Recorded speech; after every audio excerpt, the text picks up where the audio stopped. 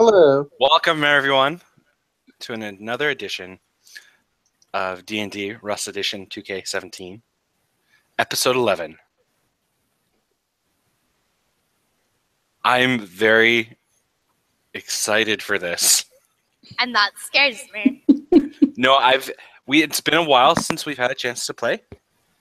And it's given me a lot of thought of how I want to proceed with this show. And so the title of this week is called Into the Oven. Here's the scene. Ways away, just outside the town of Duniel, is a young boy, and his mother, and they are looking through the fields for berries. Oftentimes berries grow over there, and they hear a noise coming from Citadel, and they see a giant red cloud hang in front of the floating city, or the formerly floating city, rather. And suddenly, you see in the distance, it looks like it's raining from the city. Or more so, it looks like the city has become a waterfall. We come back to the battlefield. The tidal wave is rushing past you. The water is flying, or starting to lower a bit. Your feet are just wet. Around you is your party. Matthias, Nikel, Jer, Burrell.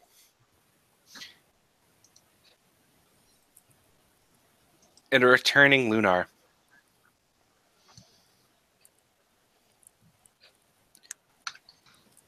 In the sky, it's been established that this is what the Baylor looks like. He is scary as shit. And he's coming for you. And he's coming for your throat. Everybody, roll initiative.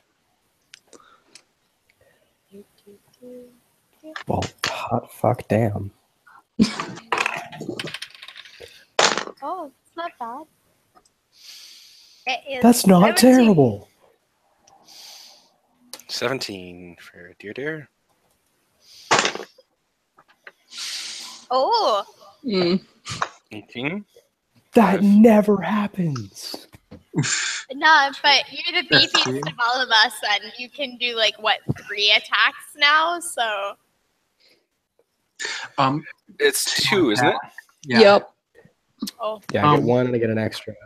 I thought Josh? it was going to be 3 because I thought that I had a Not yet. haste spell, so I could use speed, but I didn't actually take that spell. Thank You might be Chelsea, for doing remembering worse. Agnes. Oh yeah, no problem. Yeah. That's my character description. Agnes, who has 30 strength and gets 17 attacks per round, and can attack with 2 hands and hold a shield in his magical third hand. Addie, what did you roll? 5. 5. Okay. I love Magnus. He is the best fighter. He rushes in. He rushes in. What he do? Mordai doesn't know this, but he is Magnus is his inspiration. Okay. I have to roll some dice for some people. Aww. All right. What's your dexterity there, Jay? Motherfucker. Where is it? It is 12. Okay. So Everybody chill the fuck out. I am not going first. But you got an 18. surprisingly, so did Jer and Burrell, Oh. who have both higher dex than you. Yeah, Well- Dex is like a dump for me. Now that we've entered this bizarre pissing contest. Hey, Mordai pisses napalm. He's got nothing to prove to anybody. Josh, what's your dex? It's actually, in this case, it's going to be my intelligence that you base this off of in 5. Oh, wow. Okay. Because it's based on the initiative modifier, Yeah. right? Or is it specifically the dex? Nope. Okay, yeah, because my initiative is based off of intelligence now. Okay. That's dope. Wow. Because I'm a smarty pants. I wonder if I can learn to punch my way to going first. That would be amazing. Chelsea, what's your dexterity?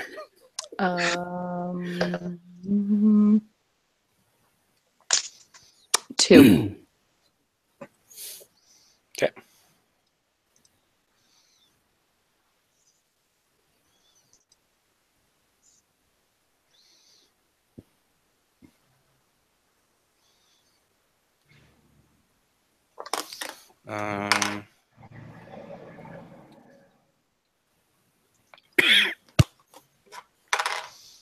Okay. Okay. This is exciting. I'm not excited. How strange. I hope you're. Here's the scene. We are facing the Baler. He is coming towards you in a very big cloud of smoke that's glowing red.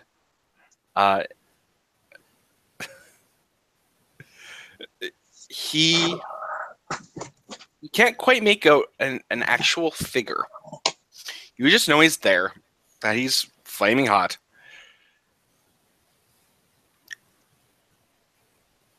And he's coming for you. But thankfully, some people in your party are very quick on their feet. Namely, Jer. Oh.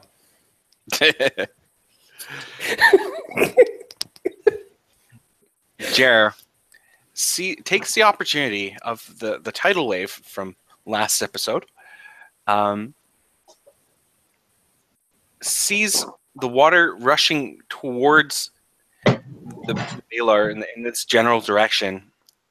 Casts a spell you're not quite sure of. It looks like almost like a tornado. But when it does, it actually sends a great deal of this water up into the air, directly at the Balar. And when it does, you hear a screech, just almost like a car wreck. And when that happens, you see something move really quickly. Now, the Balar was coming at you pretty fast. And you seem to think that this might have done something, because what you see spiraling towards you, or more so the ground in front of you, is this giant horned beast, this bipedal beast, this very dark-haired bipedal beast, and it's careening towards a building.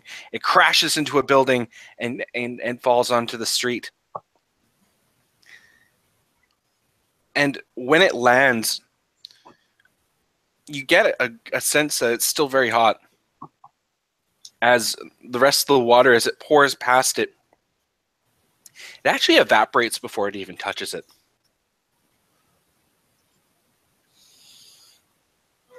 This is when we're going to begin our fight. Burrell, seeing what Jer just did, immediately tries to go for the throat. Casts Fireball in its general vicinity. Why? Sorry? Why though? It's a fucking fire demon. Why is he doing fireball? In its vicinity. You haven't seen it hit yet. Okay. So when it casts, actually, I don't even need to roll for this. Oh, I do. Does it fucking heal?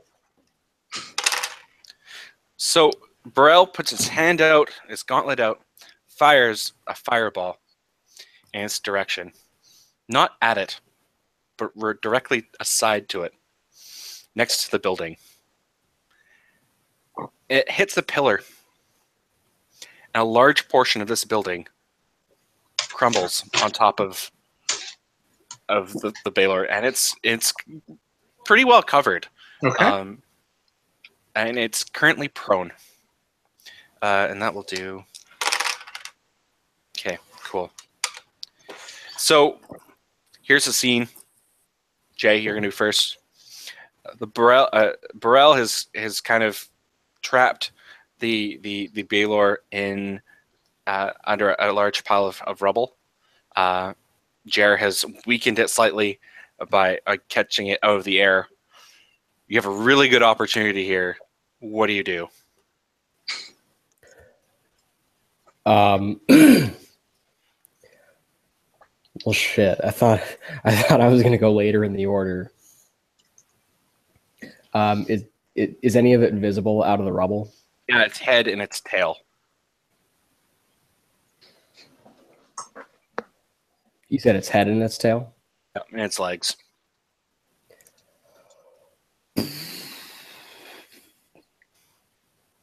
Yeah, I mean, I'm gonna rush in. I'm gonna go for that head. Nice. Um, I'm gonna give you advantage on this. Hell yeah. Just gonna with my sweet warhammer. And fuck my shield. I'm gonna go with both hands. All right. Just roll 2 d20s because I got several good ones out.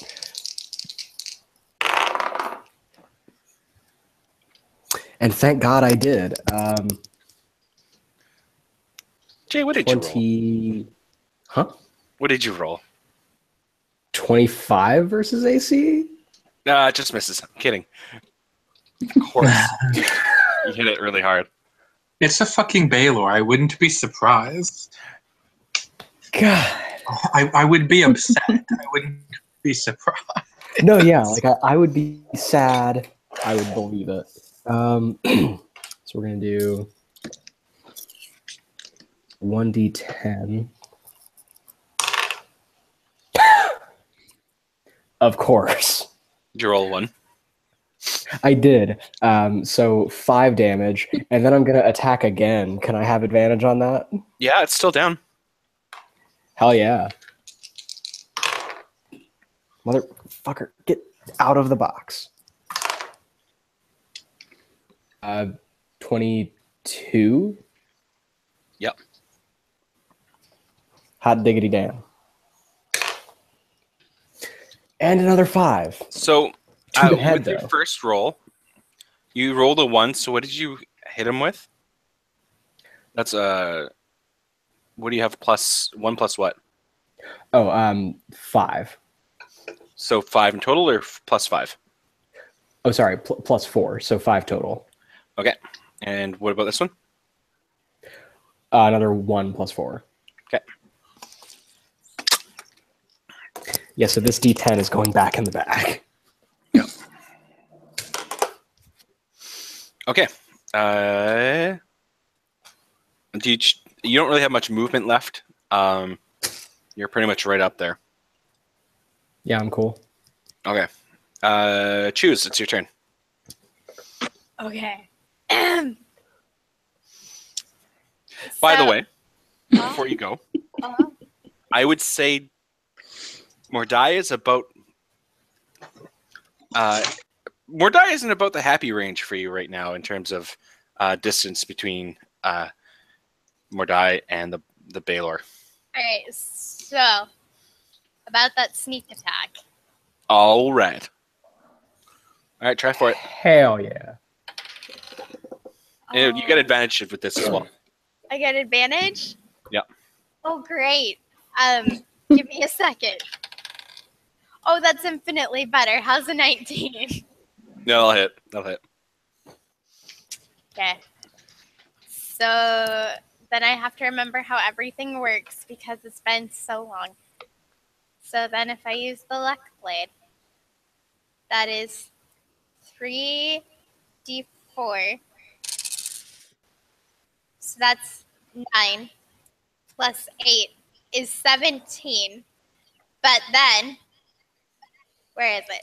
Come here, you fucker. What? Then 3d6. What? No, go for it. Just. I don't remember making it this strong. Oh, you didn't do shit. That's just how it is. 9, just the way it 17. is. So that's 29. Wait, hang on.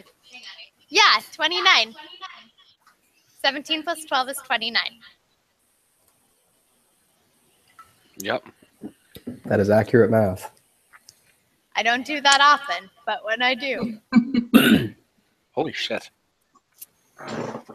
And Choose uses their the cunning action to disengage. Okay.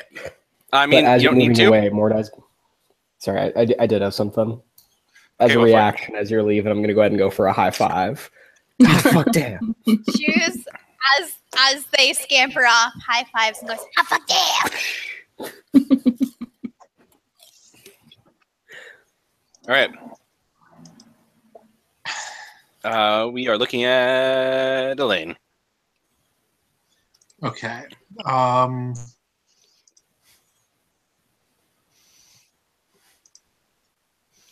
I just First- remembered what Elaine can do.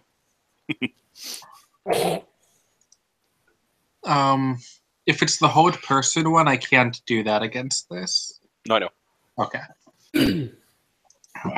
What is it I could do?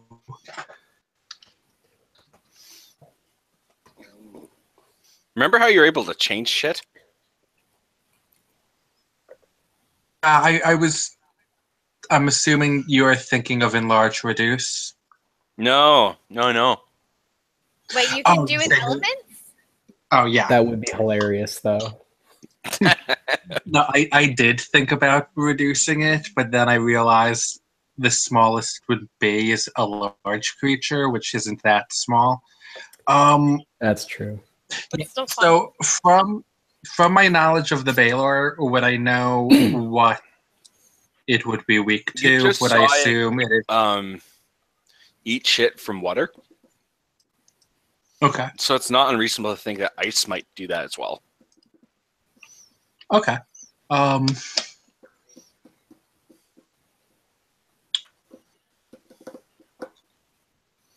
Yeah, let's fucking try this. I am going to. Elaine is going to move her hands around and then push forward, and out of her hands is going to be a huge fucking snowball. It's going to just roll towards the Baylor like a fucking. Like the bottom of a snowman, just getting bigger and bigger until. What's the spell save on that? Dex. Right. Yes, it has to make a Dex saving throw. And it actually hits. Nice. So I'm gonna roll my dice.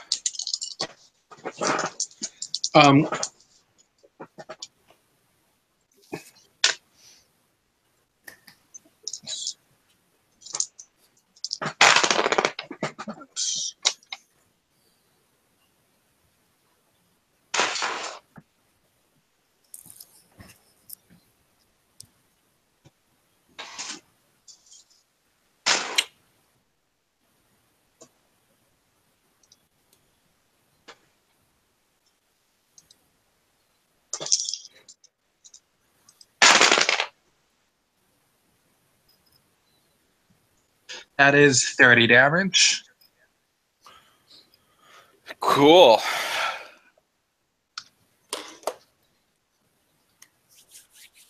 Okay, And- so go for it. I was going to say, does that end up getting doubled? Yeah. Yeah. Awesome. Yep. God damn. All right. So it's at this point in the clouds up above. You see most of it is dispersed, but you see little crackles of red light and energy that kind of appear from it. And when it does, two very large fire golems land right next to each other. And when the smoke kind of clears from it, you notice it's not like a normal golem. It just looks like two big stumps. And they just sit there smoldering.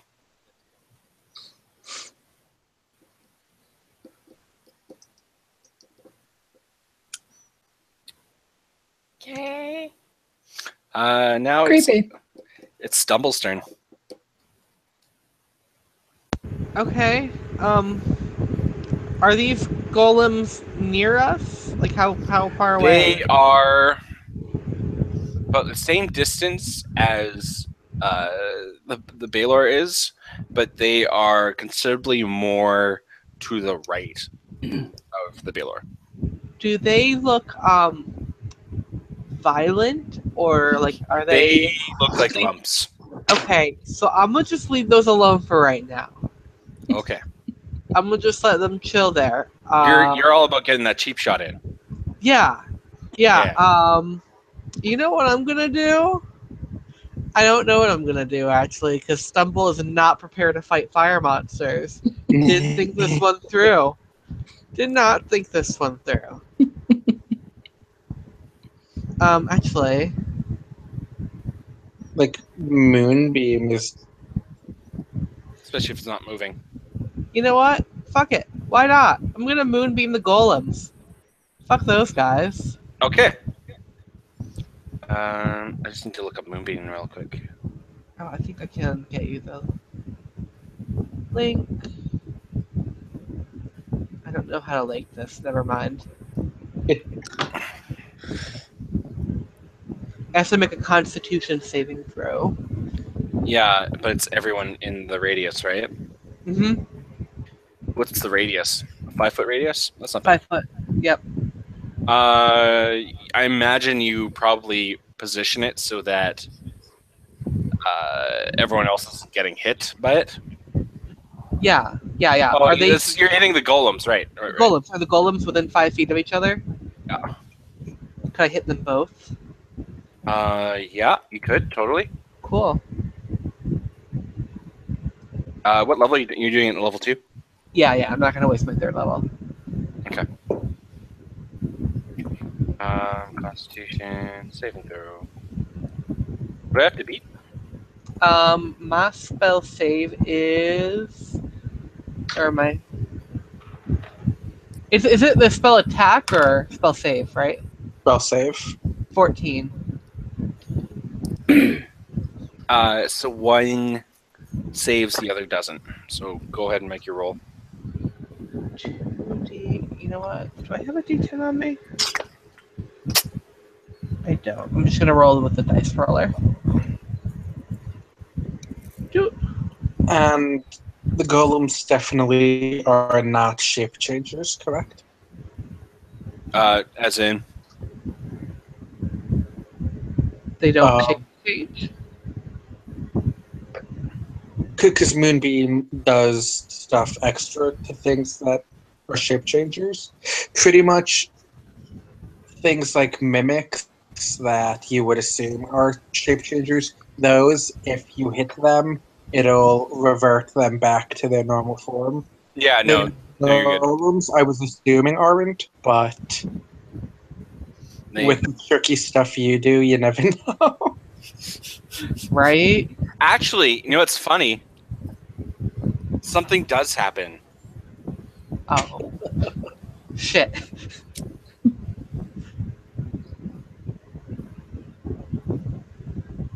Is it a good thing? No. Okay. Stumble out. I'm not exactly sure how I'm supposed to run this. So I have to do. Okay, so they actually both fail.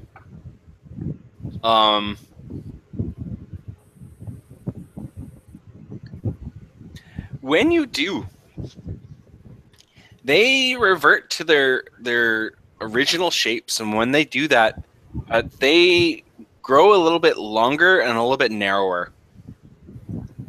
Oh, so they on that Jenny Craig diet. Yeah. Oh, It's the nice. Atkins, actually. Oh, wow. The one that works. Glad it's working for them. Nice and narrow. Okay.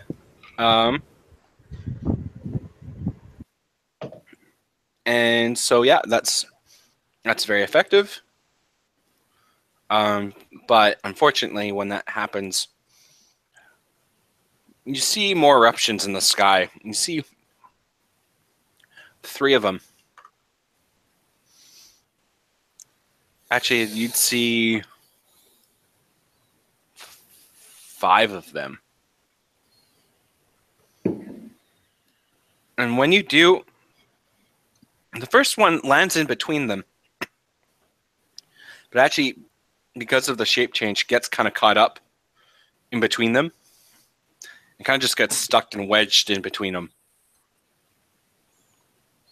The next one lands actually, it's right behind it, kind of, and it just careens straight on top of it. And it's kind of just embedded itself. It looks really awkward. It just kind of embedded itself on top of it. So currently, you kind of like a tower of these golems. 2 more fly down from the sky, and they land right next to it. And as they do, they all enter the moonbeam, and they're all damaged quite a bit because of it. They're also, and actually, okay, 1.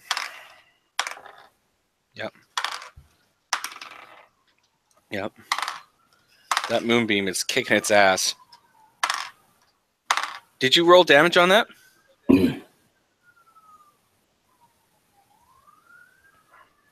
Also, Addie, you're muted. Yeah, I rolled 10 and a 14 for the 2 that I hit. Right. Okay. 14. Can you roll 5 more times? God. Yes, I can. 5 more times. I need them separate, though. Separate. Yeah, don't Okay. add it up. Just roll it as you go. I have a 14. Okay. A 9. Yep. A 17. Yep. An 8. Yep. And a 12. Okay. Okay. So as it enters the light, something fascinating happens. It reverts to its true form. Ooh, how nice. These 5 golems, some of them stacked up next to each other, some of them landing right next to each other. They actually form one giant golem. And it's pissed off. I can hear another screech come from it. And which leads me to the twins, or the brothers' turns. It is. Uh-oh is right. Yeah, I agree. So it is Nikel and Matthias's turn. They look at each other, they look at everyone else, and they look back at each other, and they look at the it's probably fine. And they look at the golem, and they start running for it towards the golem. and they actually run around and get behind it. And they point their gauntlets out at its feet, and they cast what is it? Not Frostbolt. It is, what do they cast? It's Wave of Cold. I apologize, I can't get the sheet to open.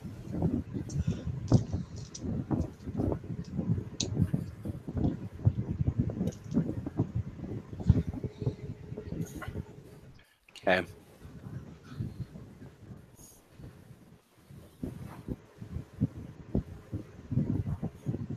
So when they raise their arms and their gauntlets out, and you see them cast a spell that looks like cold air crisping up around the legs of the golem, causing ice to form, and it's starting to melt as quickly as it's being formed. But it looks like the golem for the time being is being held into place.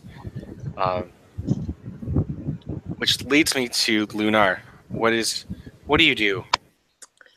Question. Yes. Do I learn anything by watching them use their gauntlets? Does that trigger anything? Am I just like, holy shit, I want to do that? Is that me? Can I do that? I have a gauntlet. I have that thing. Why don't you make a wisdom roll for me? Actually, it'd be an Arcana check. If you could do an Arcana check, that'd be lovely. Okay.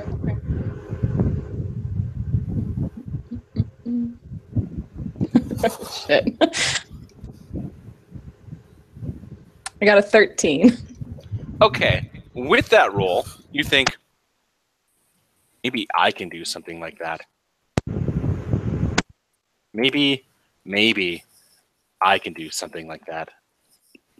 And so, if you want to do the roll, if you want to do the attack, you can go for it, but you're going to have to roll a d20 for it. Okay. You're not going to add anything. You're just going to roll a straight d20. I got an 18. Yeah, okay.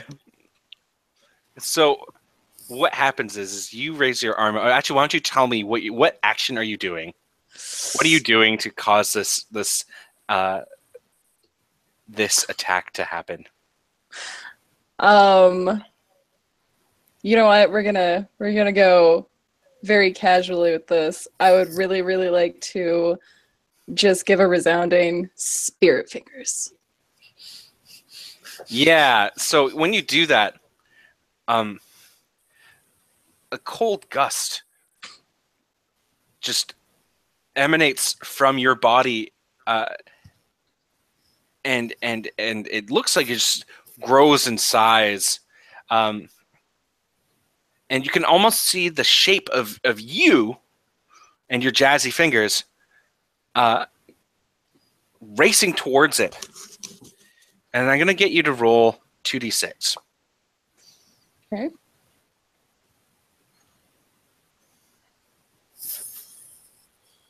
Essentially, you have this, what looks to be like a blizzard in your shape heading towards it. I got a 6 and a 4. Cool. Okay. Nice. Good job. There's a lot of people on this list. Now it's the Baylor's turn. Oh. Good. Oh, great. And it rolled a 19. So it's going to spend its turn. It starts just howling, and it almost is deafening. Your ears are hurt by this. And it gets up. It slowly just raises itself up and is able to get the rubble off of its back and it's actually it kind of hoists itself up fairly quickly, and when it does, rubble actually goes flying. And so Choose and Mordai, I'm gonna get you guys to do dexterity saving throw.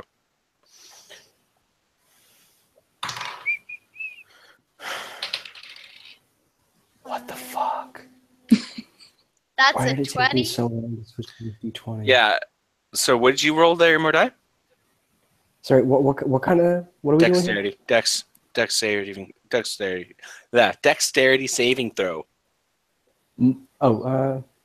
Pretty sure.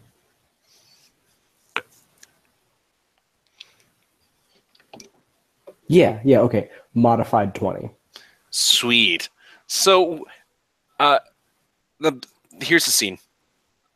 The Balor, he erupts from the rubble, and massive pieces of rubble kind of like go flying towards you. It almost seems like you did it on purpose. And in sync, Choose and Mordai, they jump up into the air. They actually kick off of the rubble and actually get really up close to it.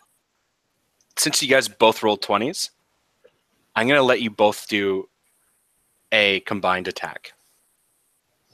Oh, it's time for the fastball special. How does this work again? Is that what you guys want to do? Shit. I mean, isn't that I mean, our that's- combined attack? If you Like, guys now are that both they down said for it, I that, really want. So wait, Okay. am I Yeah, now understanding that they this said it, I correctly? want to do it. Oh, I have Are no we- idea what Abby said. Are we throwing Choose at the Balor? yeah. This cannot go wrong. This can't Okay, go wrong. so It'll be fine. It'll be here fine. it is. Basically, you guys jump up into the air. Mordai grabs a spinning like a raccoon doing a barrel roll, kind of like a spinning football. Grabs it, hucks it down towards the Balor, and when that happens, two things happen. Mordai gets within 5 feet of the Balor. Okay, but like, it can see me. Yeah, I would argue that actually it's just completely with rubble everywhere. It's still kind of like not conscious of the fact that you're going like hurtling into it. So you're telling me that this is a sneak attack? Yes. Oh, Oh my god. well then, do I have to make an attack roll? Yep. I'll give you advantage though, because this is fucking cool. Oh, okay. Hang on. I have to remember how everything works because I am bad at this. Okay.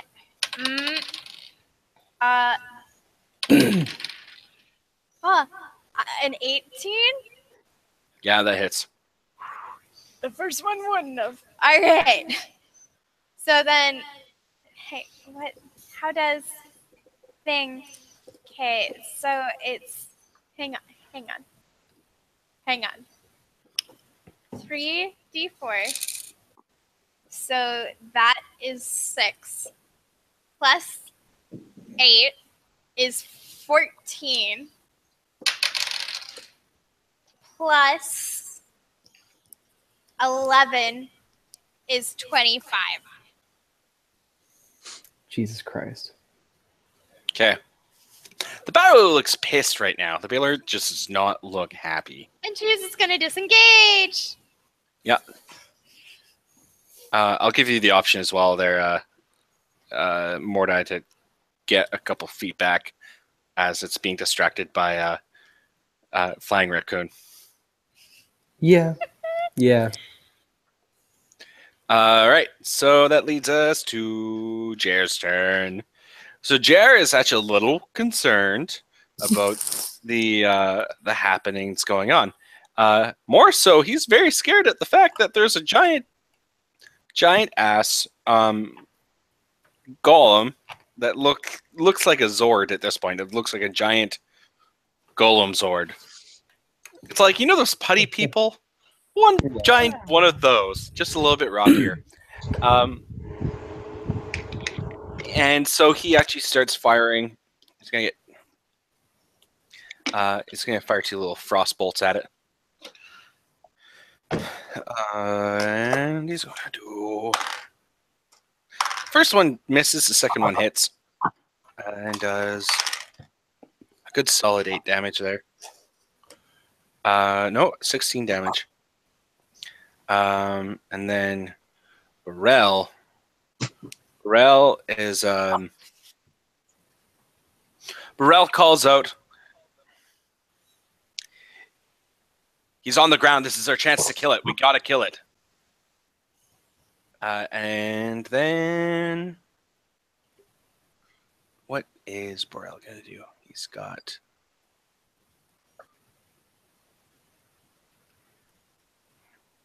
What makes sense for Burrell? Burrell would do that moment when you're forgetting what Burrell's spells are. There we go.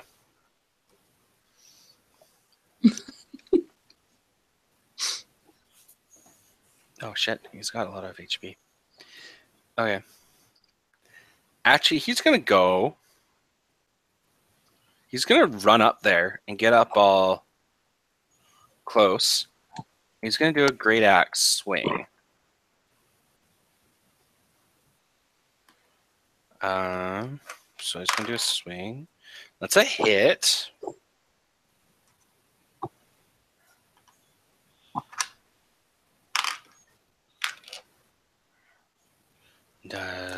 And Burrell swings.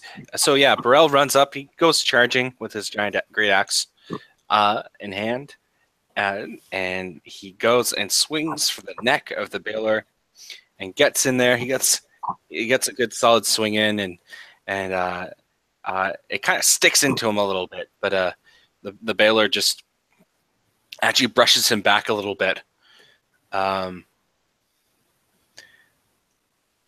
More die, it's your turn. Wheel. I mean, I suppose I'm going to do what fighters do best, which is stand in the way. I'm going to run up and hit it. Well, how? Like about, like clarification of scale, like how head height for me, how high is that on the Baylor? Baylor's about 15 feet tall. So I could maybe get like all up in them legs. That's what I could do because it's on its feet now, right? Yeah. Like you could maybe not 15. I'd say more like 12. But yeah, you could probably get its abdomen without jumping.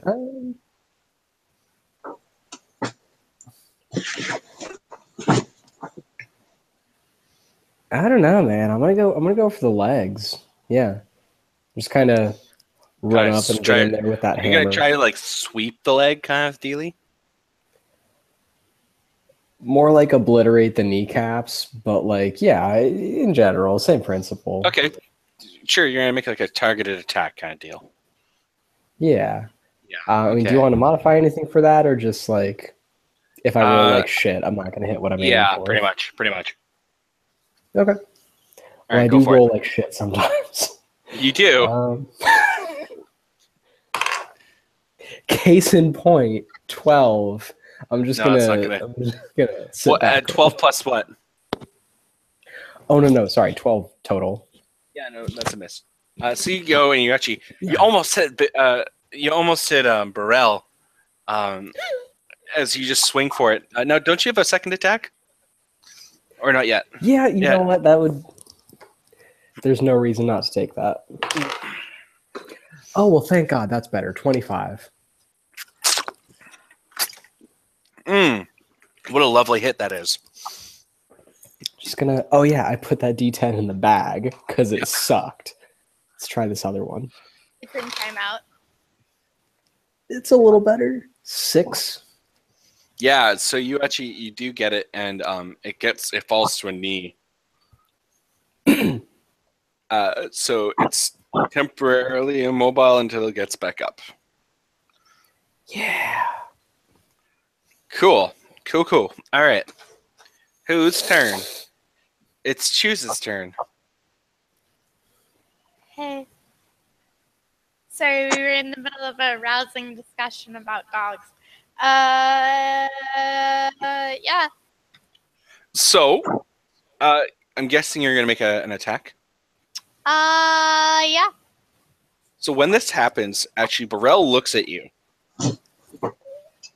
Burrell looks at you and raises his gauntlet up into the air, directly at the Baylor's face, and flashes a bright light. It's just a giant, like, flashbang almost.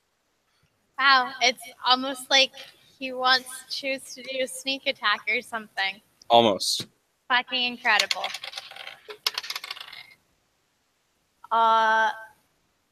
Okay. Oh, Did you roll 1 or 2? I rolled 2. Yeah, you only get to roll 1. Yeah. Well, how's that 13? Yeah, that's a miss. He's just gonna go back to being disengaged now. Okay. All right. Elaine, it's your turn. Okay. So current scene, you have a rather immobile golem trying to fight its way out of Nikel and Matthias's kind of ice bonds. You also have a very scary-looking Baylor, currently on one knee due to Mordai hitting it in the back of the leg with its hammer, or with this hammer. Okay. So getting kneecapped right there, it'll probably have disadvantage on dex saves. Yeah, I would give it that. Yeah. So I'm gonna go with next reverse, same as the first, and just going to move her hands around, push forward, and shoot off another snowball at him. I love this so much. All right. It rolled a 7. So, yeah, it's kind of stuck on one knee, and so its head's down a little bit. And I imagine it like this, and I'll correct me if I'm wrong, but when you do your hand motions, and from you forms a smaller snowball, correct? Yeah. It rolls towards the Baylor, and as it rolls, it starts to get bigger and bigger and bigger until it just starts, and it tumbles like it's on a hill. Yeah. And it just starts tumbling bigger and bigger and bigger and bigger. It gets little pieces of rock stuck in it, and then it hits him, and he gets hit really hard. Now tell me how much damage you just did there. Okay.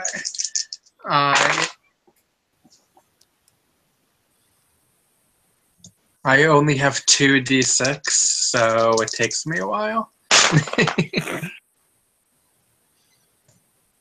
Okay, 33, so if we double that. Ho ho. Big boy. All right. 66. All right. Yeah, that was sick. And when you do that, actually, Burrell just picks up a big chunk of the snowball that hit him, and kind of just forms a snowball and throws it in its face and goes, what does he say? He says, he'd say something really just like silly.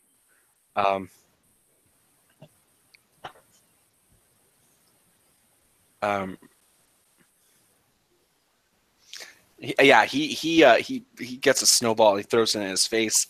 He goes, ha ha ha, snow fight. Right, and so go ahead. And at this point, my bat also flies into its face to do an aid action to Distract. yes. Cool. That's actually a good idea. Cool. It's now the twins' turn. They've been able to kind of immobilize the golem a bit, but they really need to start doing some damage because they know how big this fucker is. So they are going to actually.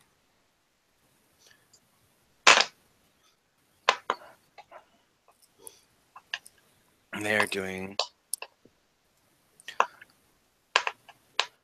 My computer is so slow.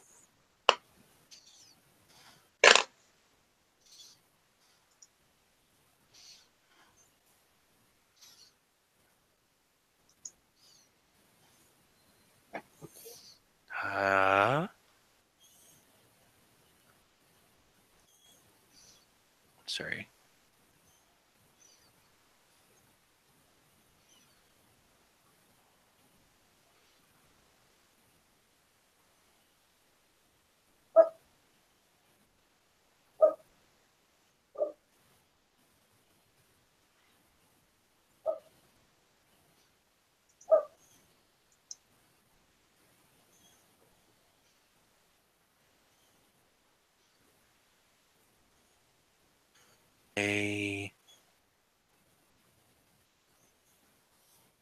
Oh, and yeah, okay. Sorry, guys.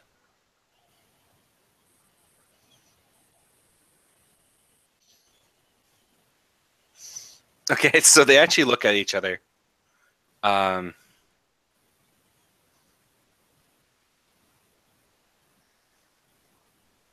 They look at each other, and they look at the golem, and then they kind of look around a little bit, and they notice something really rather peculiar.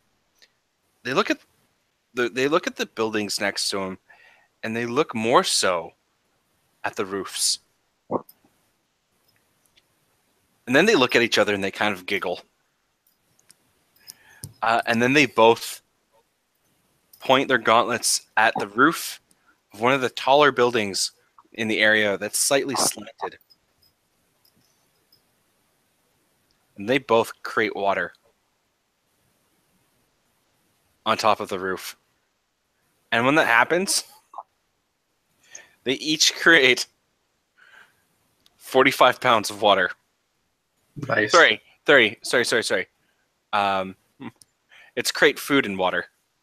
So they create 45 pounds of food and 30 gallons of water each. And the slurry of food and water just starts tumbling down the roof, and it flies off, and it looks beautiful, and so it starts to just like come straight down onto the golem, and 2d8 each. Okay.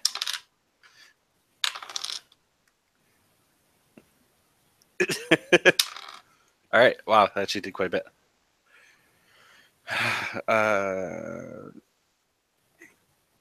Okay. And to that, it actually starts to kind of,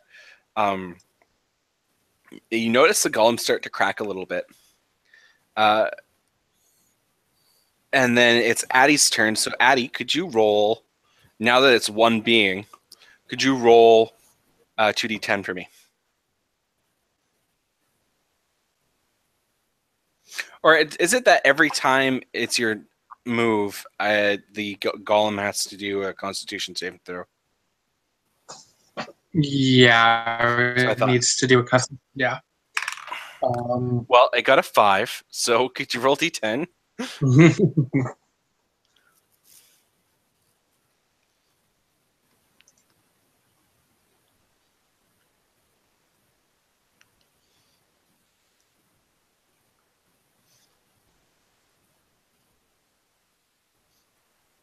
Oh, I was muted. I got an 11.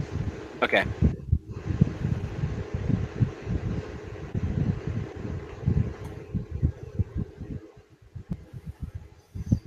What happened? So it gets hit again by this moonbeam, and it's trying to struggle out of the bonds, and so it's actually going to make an attack on the ice and rolls a 1.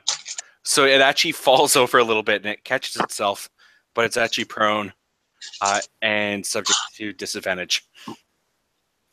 Addie, it's your turn.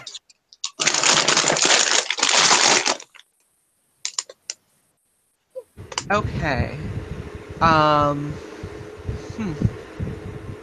Does maintaining concentration use a spell slot? No. No. No. Okay. It means if you cast another spell, though, I believe the spell ends, if I'm not mistaken. Mhm. Okay. Only in No, a it's not. concentration spell. Right. So you can't summon an animal, but you could do like other Could I break concentration on the moonbeam and summon an animal? If you wanted. I want to do that. I want to Okay. conjure an animal. Okay. I feel like these dire times require one challenge 2 rating stomping bird. I mean, these are some caliente times. These are some caliente times. Yeah. And I feel like These we need times a are so stomping bird. caliente. All right, but you need to make a speech. You know what? I will save that one for We're Live. I'm not going to say your name. Yeah, maybe not. I will save that for your character. All right. That would probably be bad. Yeah. Oh, So. Yeah, you're gonna conjure this creature, and what appears before you is something you never thought you'd ever see. You see an oddly colored bird, and its beak is huge and bright yellow, and it's got almost every color of feather. It's primarily green,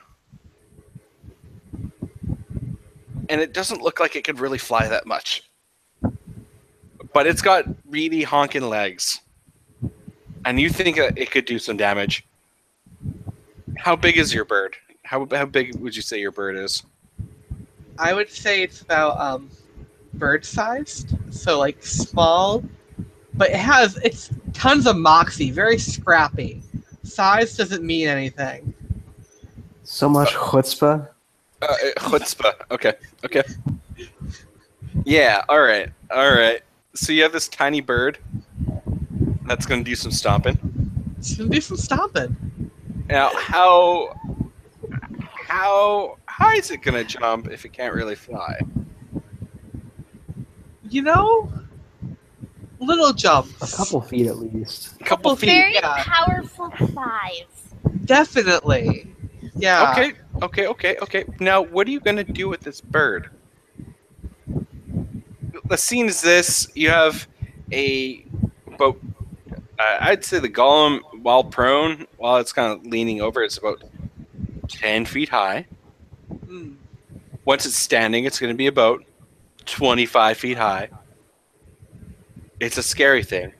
You have a Baylor that's currently on its knee and also being distracted by a bat. What does you? I feel like this bird needs to attack the Baylor in any way possible. And so Stumble's gonna say, "Tiny bird friend, attack!" And that's it. Stoppy. And so the bird actually looks at you, nods, gives you a wink, and starts just jumping towards the Baylor. And it just looks so innocent. It looks like a bird just looking for seed in the wrong places. It starts getting a little bit closer and closer and closer to the Baylor. And then it gets close enough that you realize its foot's pretty close. Baylor's foot is like real close. Could you roll a 1d10 for me? Yes, I can. I got a 6. Yeah, so it stomps the fuck out of its foot. So the Baylor is just like really overwhelmed by the fact that there's a giant bat. It's trying to swipe at the bat, and it doesn't see you at all. It just stomps on its foot, and it causes it 6 damage. Dang. Holy fuck, you guys! It is the fire golem's turn.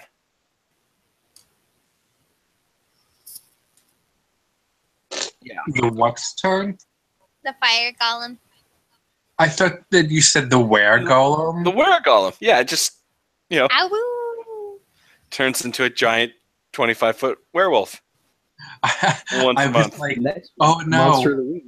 what did I do by asking you if it's a shape changer? It is now a were golem when it wasn't before. Except for the moon really helped it. Yeah, the moonbeam made it.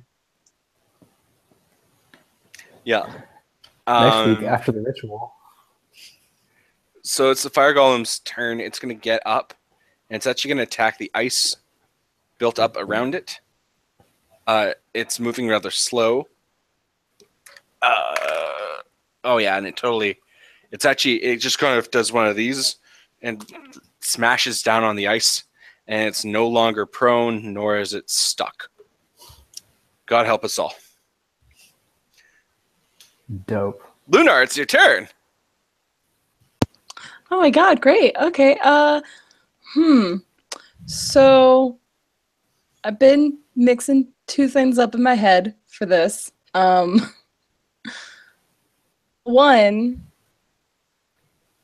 how close am I to the Baylor? About 30 feet. Oh wow, that seems very convenient. Okay. So I would like to try and cast Tasha's Hideous Laughter on it. Because it really just needs a wisdom saving throw. Okay. All right. I'm gonna roll a.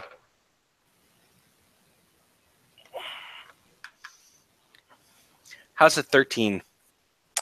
That has to beat which part? I've literally never attacked before in D&D. I kid you not. This is your first time attacking. Yeah. Yeah. I love it. And I've played a game for like a year straight at this point, and I've just never attacked. I've always just been like buffing and stuff. So I'm like, You oh, have to beat a 16. okay, yeah, you have to beat a 16. So it is the spell save. Okay. This is an incredible moment.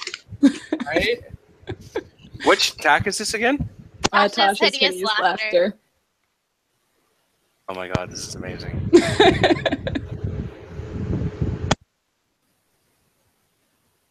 I love that this is your first attack. It's Tasha's Ever. Hideous Laughter. First attack ever. Okay. So it falls prone and it becomes incapacitated and unable to. What's the duration on that? It's every turn you have to make a new, like you have to roll again, a wisdom save. Oh my god. I love it. Okay. Yeah. So it falls right back down again.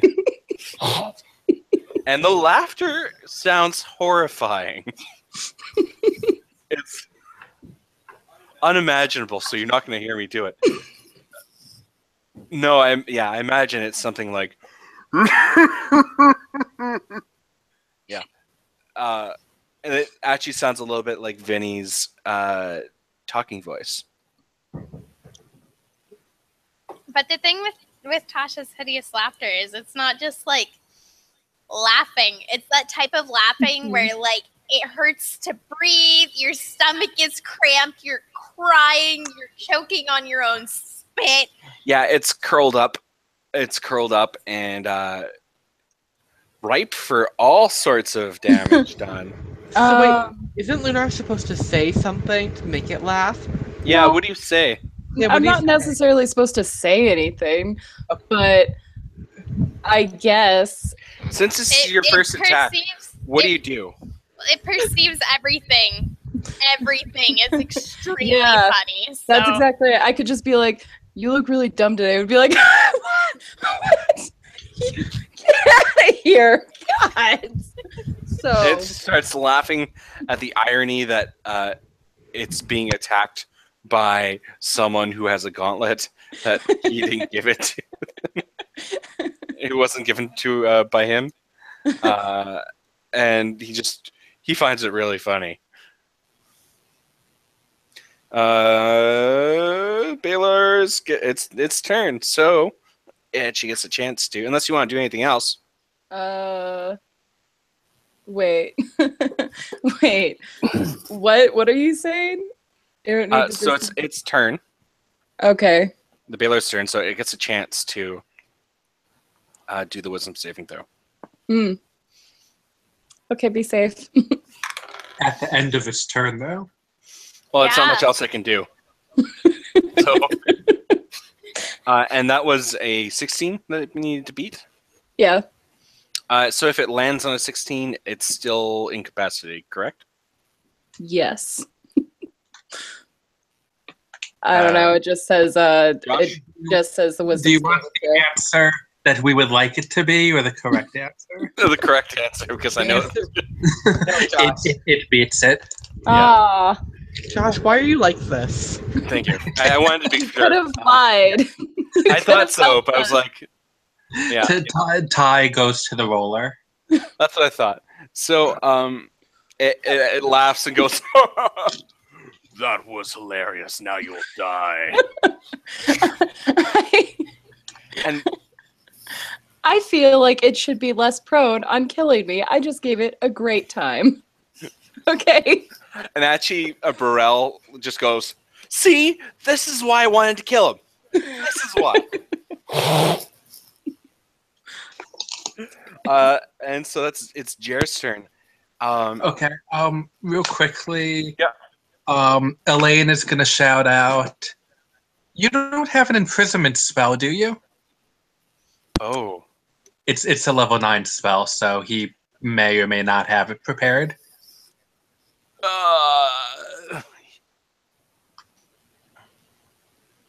Because he could just be like, you were a problem for another day. but we could of course kill it, so He's more concerned about the golem. Yeah. Okay, so he could definitely say not right now and keep his own stuff. Because he's the one that's actually like trained to do this shit. Elaine is just like, I have a book of spells that I don't know how to do. You might be able to do this. I think he has one left. I'm not sure if you want. He says, "I'm not sure this is the right choice." Okay, then don't do it. Do something else. I'm not sure. If you think that we could beat it, then we should just keep doing damage then. Just wanted to throw it out there. I just don't think we can beat the golem. And to that point, he looks really troubled, and he's got his hands in his head. He's just like, "Oh, what do I do? What do I do?"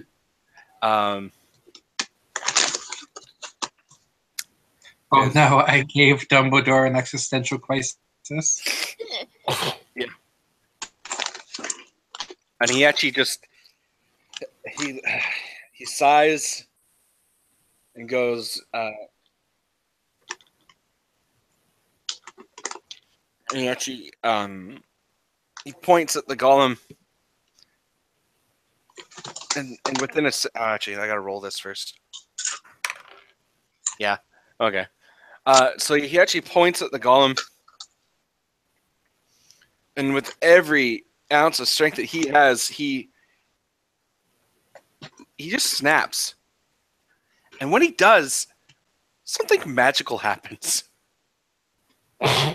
Holy shit, a wizard did magic. Something magical happens. He uses true polymorph. Yes. And he turns the golem into a teddy bear. Yes. Well, I sure hope we don't need anything else from that level anytime soon.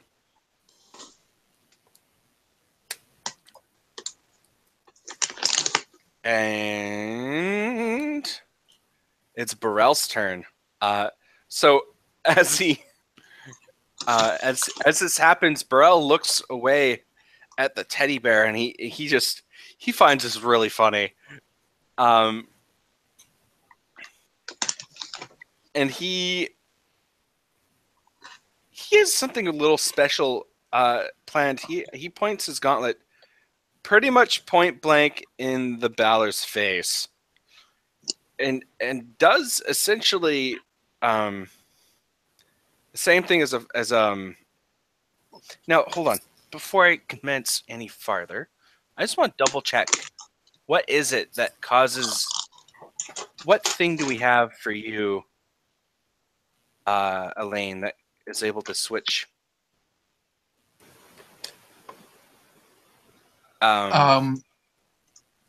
It was It's spell secrets in lore mastery. That's what I thought. Okay. So Elaine's school of magic is lore master instead of like divination or necromancy and stuff. So Burrell has something similar. It's not as cool as yours, but in this moment, it actually ends up being pretty handy.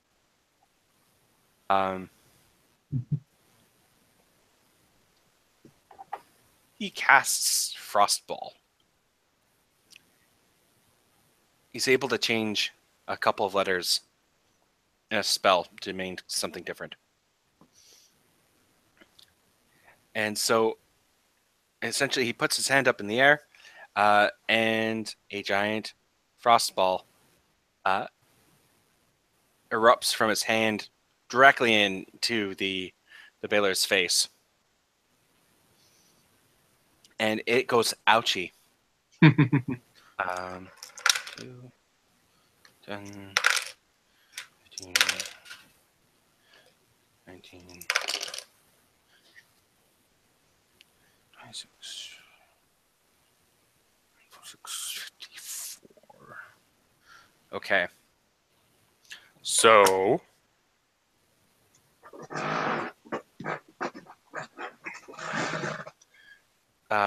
something happens right now. Actually, no. Jay, Morda, it's your turn.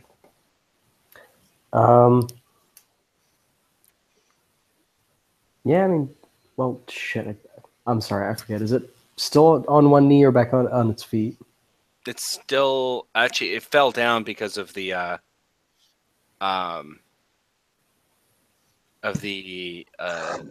laughter, but then it got back up again. So back on 2 feet? Actually, I guess it'd still be prone, wouldn't it? Yeah, because Yeah. it didn't It's get still the on the ground. yet. Yeah. That works. I'm gonna go for its face. Okay. Get that sweet, sweet demon face. Oh. Oh, shoot, that was far away. Can I have advantage on account of its prey? Yep. Hot damn. That was unnecessary. That didn't help. 19? Yep. To hit? It's Sweet. Motherfucker. what do you do? 11 bludgeoning. Cool. Yeah, it's straight in the it's face. just And gonna it kind of just like hits its eyes. The bat's still just trying to like distracted, so it really you hit it pretty hard there. I'm just gonna whack it again. Yeah, go On for it. account of I get to do that. Mhm. 19 again. Yeah. I'm assuming that still hits. Oddly, Yeah. that doesn't. Weird. Weird, I know. Weird. Oh, that's even better. 13. Wow. Wow. Wow. All right. Wow. Fucking All right. 13 damage. Yeah. You bludgeoned the fuck out of its face. You just go golfing on its face. You just fort. I imagine that too. That here's the scene, like the Baylor is just kind of on its side, and you just kind of stand over it, and you lean over ever so slightly, with your axe. Oh, it's a warhammer. Oh, your warhammer. Sorry, right, your warhammer, and you set up, and you kind of just get this going, and Burrell just leans over to choose and goes, Mordai's making a difficult shot here. And he's trying to keep very quiet. This whole round he's been just doing great, far better than his last few efforts. It was pretty dismal before, but I think he's really coming around this time. He might even get the PGA Tour. I would have gone with the wood, but let's see where he gets with the iron. Yep. He swings. A great follow through. And you just golf the fuck out of its face.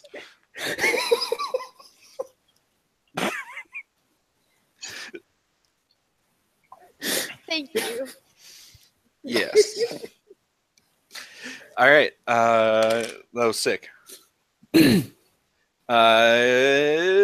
Choose. It's your turn. It means to choose. So,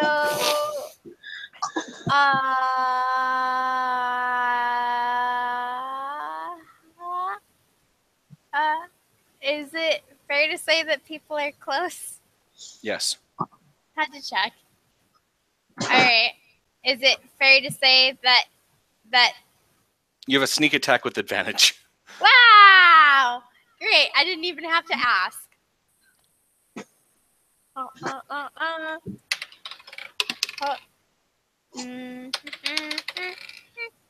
Oh, let's go for that 23. Yeah. Yep, it hits. Cool. And 3d4. Gotta re-roll one because it flew off of the table and into my Kigu. Well, it's lost. Oh no. Alright, so we have 9 plus 8, which is 17. Yep. Plus 11. Yeah, Okay. 11, which is 28. Yes, good job. I did math. Do you disengage? And choose fucking disengages. Cool. Lane, it's your turn. So I'm assuming he's looking pretty bad now. He's looking pretty shitty. He looks really pissed off. Oh, great.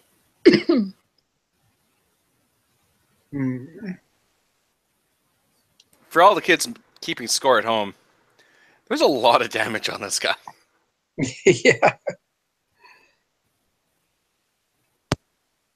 Well,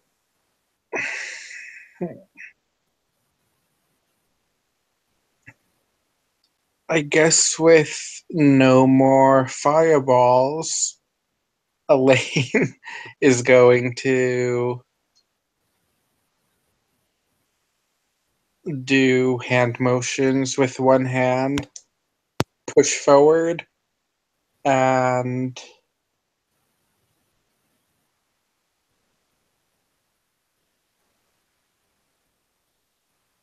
I'm going to use Shatter, changing it to ice damage, but I don't know what flavor would actually happen. Hold on, let's see here. What spell is this? It kind of roboted. Shatter. Shatter? Yeah. Pretty much normally it would cause a loud noise and do thunder damage in the area that you do it. But Are you I'm sure trying you to want think to do this? Because each creature in a 10-foot radius sphere would be hit by it. and because the Baylor is that big, like You also had Choose constantly doing sneak attacks, and if I'm not mistaken, Mordai is still kind of currently over top of it. yeah, I'd say both of them are towards the face of it. Okay, but more importantly, what about Stomping Bird? Yeah, Stomping Bird too. I would say that pretty much everyone's within 10 feet of it. It's curled up. Okay. In that case, I'll just fire. You do have also a Scorching Ray as well, so that might help. What? You could do like Scorching Ray or... Oh, you may not have that one. Correct. I'm gonna do 3 magic missiles, Nice. and there'll be little icicles. Sweet.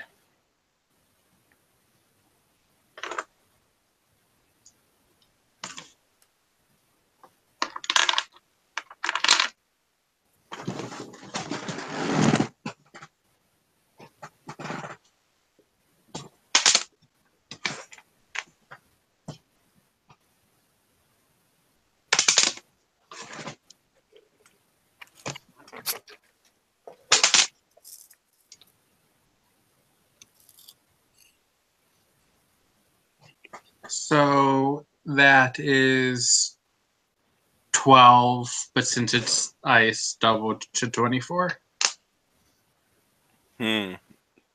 Okay. It's at this moment something happens. And I would like 1 to go in each shoulder, and then 1 I right like that. Okay, so it's at this moment something happens. The twins kind of rush up to try to do some damage on the Balor. And the Baylor gets enraged. He just erupts into the air. Choose and Mordai, you're both going to need to do some dexterity saving throws. Your bird is going to be just fine. It's able to jump away. Yeah, I figured. 17? Oh no. Mordai, would you roll? That was an 8 plus 1. Okay. Oh no! Oh no! Yeah, this ain't good. Okay, so Nikel didn't do so hot in this. So you, Nikel, and Matthias all get flung back. You receive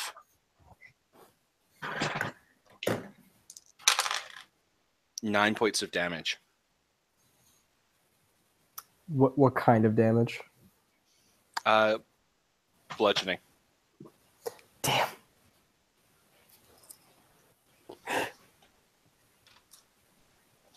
And actually, and you see, here's the scene. So Mordai gets hit with a claw and goes flying. up against the wall. And pretty much right next to you, Matthias gets hit and lands kind of right next to you. And then Nickel goes careening towards that same wall, but instead of hitting it against its back, he goes head first. Ooh. And you've seen, Mordai, the type of bumps that you take in the ring. And sometimes when someone does something wrong, they'll take a bump and it looks really scary. This is one of those moments. He spikes his head and he just falls. And he's not really making any noise.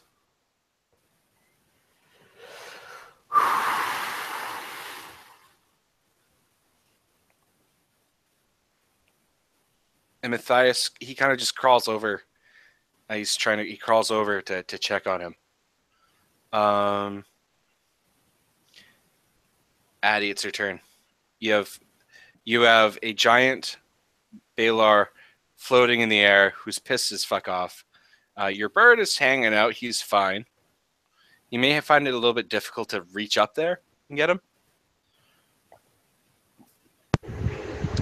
Okay, so you say difficult. Does that mean possible?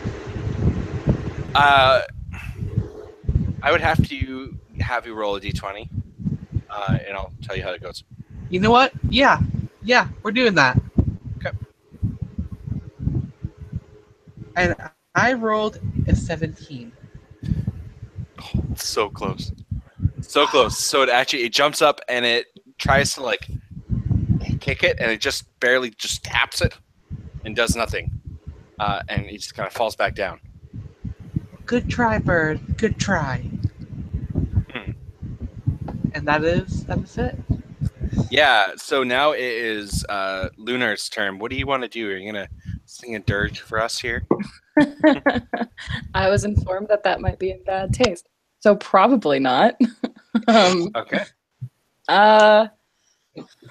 Let's see. So the Baylor is flying, right? He's Yep. all up in the air. Okay. He's about 5-6 feet in the air. So all up in the air. Okay.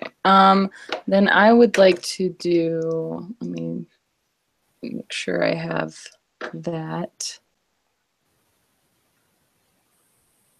I want to do Phantasmal Force, but I want to make sure I have the definition, but it's very long, and I'm looking for excerpts right now.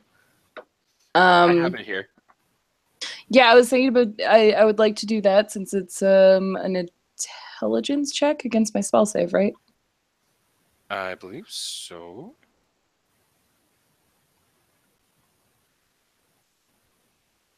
Where did you send that to? Send what to? Did you not just send something? No, I sure didn't. I apologize. It's fine. Yeah, it's an intelligence check against your spell save DC. So, I want to use Phantasmal Force, and I want him to think that. How is he flying? Wings, right? No, Wings? it looks psychotic, like psychic almost. Okay. I want him to feel like there are weights like down on his legs, so he cannot be flying anymore. Like it's too much effort for him to fly. Because with Phantasmal Force, I can just kind of. It actually adds like physical attributes to my illusion. So. Okay. I'm actually just trying to find Phantasmal Force. Here I have. I can just put it in. Here, I'll do this.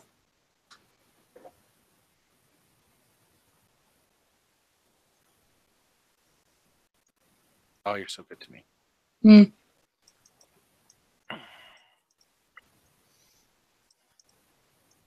Yeah, all right.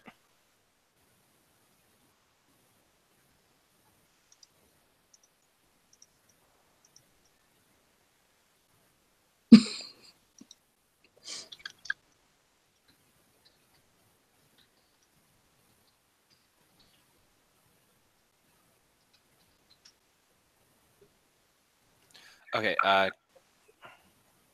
You create a phantasmal object, creature, or visible phenomenon of your choice that is no larger than 10-foot cube. Perceivable only.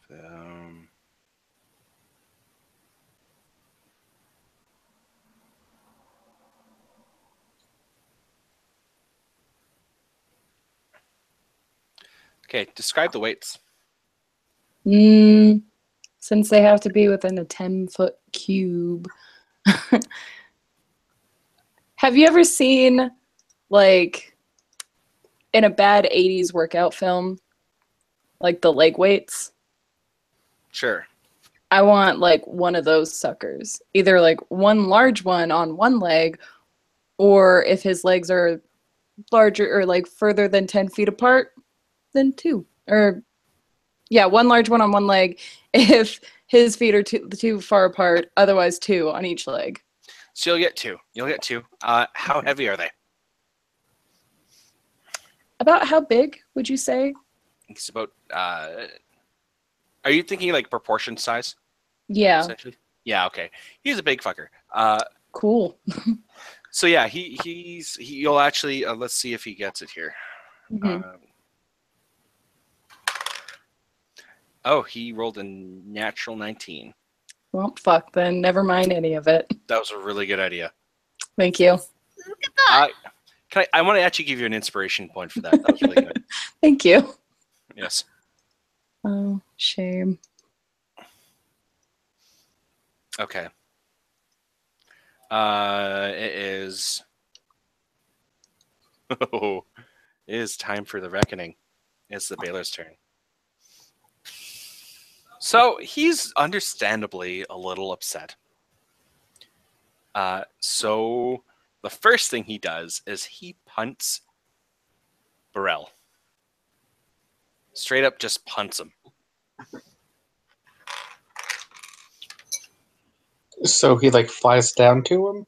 Yeah, he's kind of got like a motion going. It's like swooping down and rolls a crit.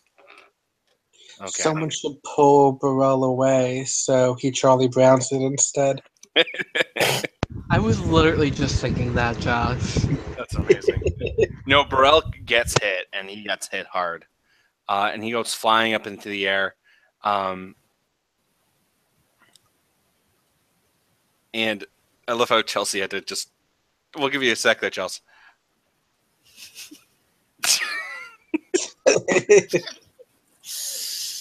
And he also lands. He lands hard. He took a very stiff bump, and he doesn't look like he's moving. He's groaning, but he's down for a little bit here, and then it goes to a second attack, and he's going to make his way towards the wall, and primarily Mordai. And it's going to make a punch for you. 10 plus 5. What are you wearing?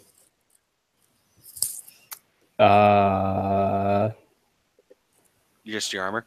That's a great question. I assume I'm wearing my armor, but yeah, this is the first time I've played in a little while. Yeah. Okay. I believe you rolled a 15, so you're fine. Oh yeah. Yeah. Not even close. No. Yeah, but he's up right up in your grill. And then he gets one last attack. Because he's the Baylor. He's actually getting to attack. Oh, that one missed. There we go. So that also missed.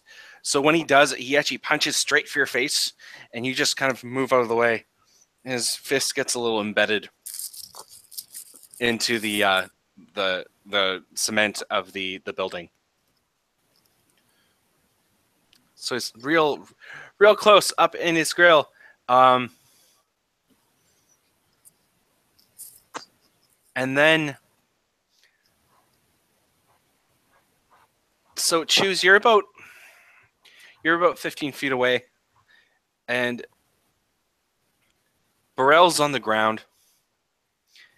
And you guys kind of see a figure come from behind, kind of on the other side of the kind of city plaza that you're in. And he looks pretty battered. You can't quite tell who he is right away. And then you realize, you guys see the figure of an old friend. You see Sparp, battered and beaten, lurching towards this Baylor.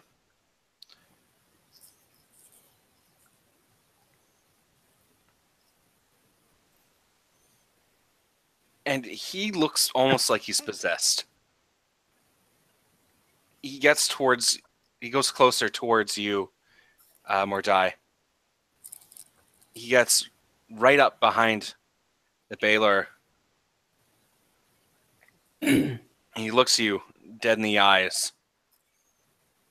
And he says, this is a terrible Sparp impression. Remember, Sparm speaks in the third person. Yeah. Sparp hates looters, hemp looters. Wraps his arms around the Baylor and does a German suplex.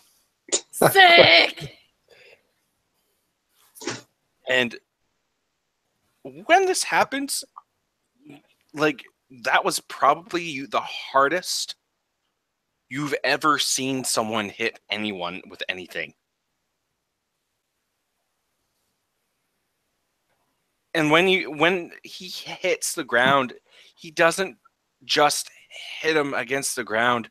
The concrete and the marble slabs actually just crumble underneath him. And the Baylor lets out a big roar and actually begins to melt into lava. And you just start to hear Sparp scream. As Sparp holds on tight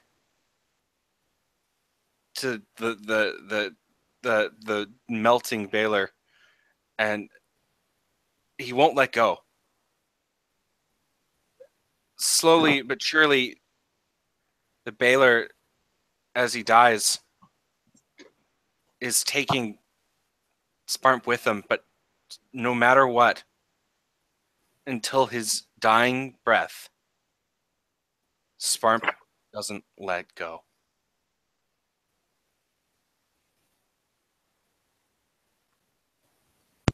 Stumbleduck would like to cast Cure Wounds. Actually, hold on. Actually, Healing Word is a bonus action first, because I feel like this requires a little, oomph. So, Healing Word and then Cure Wounds.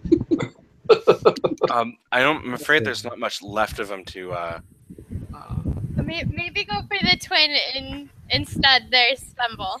Oh, yeah. Listen, Russ, I don't know if I set the bar a little too high for sad at the table, but shit, man.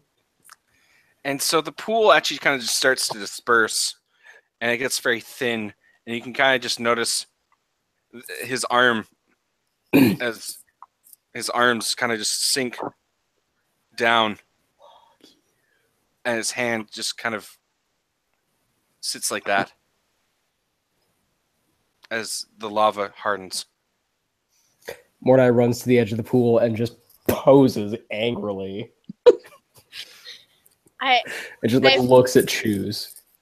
I feel first like I need to let everybody know that I just sent to Brandon, so I take it this is your way of letting all of us know that you can't play in Russ's game at all anymore.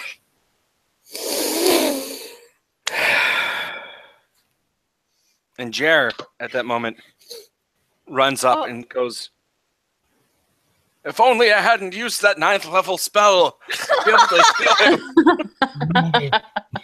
I was gonna say though, Choose runs over and poses on the other side of Mordai with a very, very sad raccoon face.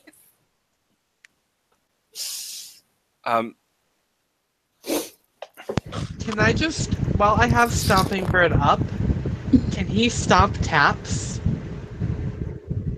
Can that be a thing? Sure. Cool. You guys hear a groan from Burrell, Oh God. and he's kind of just sounds like he might have something to say. Oh, yeah. How you doing, guy? Which one of the twins is he? Which hair color does he have? So Is he Burrell the- isn't the twin. Mordai. Mordai was right next to Matthias, who got as bad a hit as Mordai did. Okay. Nikhil went headfirst into the concrete. So Oh, maybe yeah. somebody should check on Miguel, huh? Nikhil. Burrell Miguel, is the guy huh? who got punted.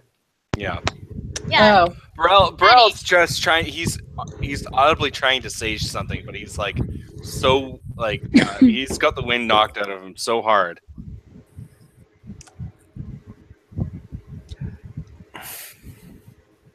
Is anyone moving in that direction? Because Mordai really doesn't want to break this moment of memorial, but will if it's important. Stumble will go check on Burrell.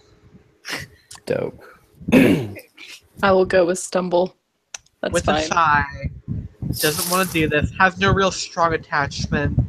We'll let the health spawn continue to dab. Yeah, I met him once, and then I exploded. So like, I'm not feeling a lot here. He was part of the Burrell. party. He helped. He never exploded. He was great. And he caught the lady who got thrown out the window. I wasn't here for any of this. You were here for him not exploding. Yeah. That's true. But then I exploded, so my memory's a little foggy. It's a little Fuck scattered, was you he might say. him, right? Yes, it is. It is. So when you guys run up to Burrell, No, don't run. Slowly walk. Doesn't care that much. yeah, okay. Saunter's Saunter. over. So as you saunter slowly over to Burrell,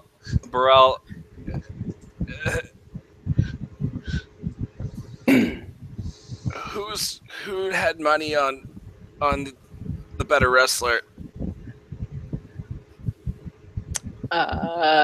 I put money down on whoever won. You could pay me now.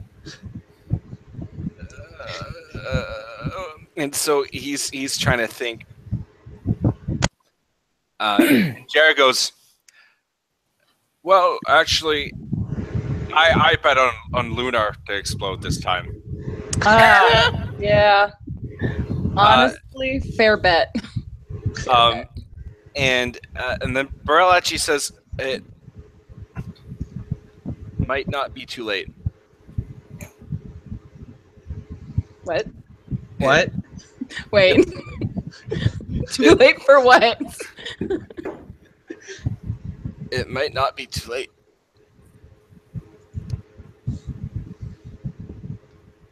Okay. Uh-huh. And so he kind of gets up slightly and he crawls over to the hardened lava pool.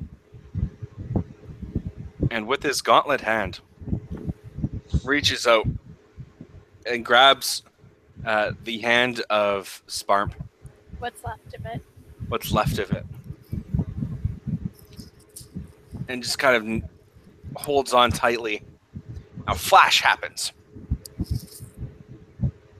And when this flash dims, Nikhil, come on now.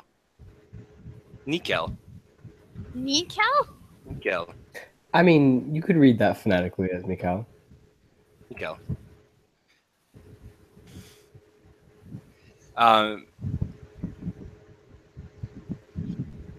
When the flash dims, you notice a gauntlet around the hand of Sparp. And then he breaks it off. He breaks the gauntlet off from the lava pool. gets up. He kind of brushes himself off a little bit. And he hands it off to Mordai, who's currently dabbing.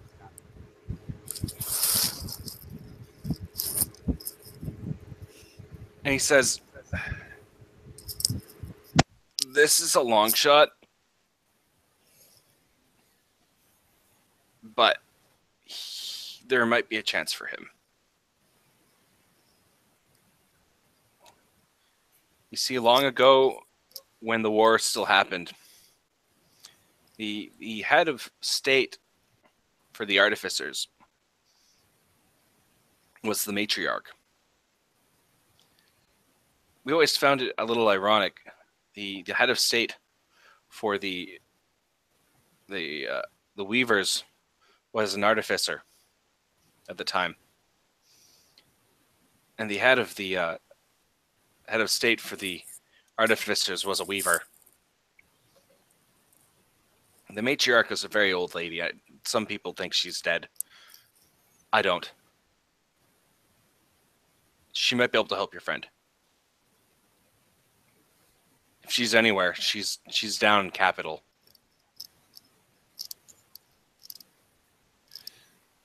You're going to want to act quick. This gauntlet will only help it for so long.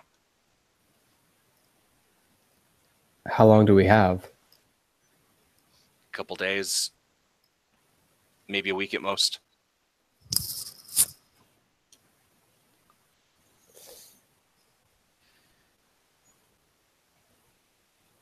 Your best bet would be to get through the Baylor mines,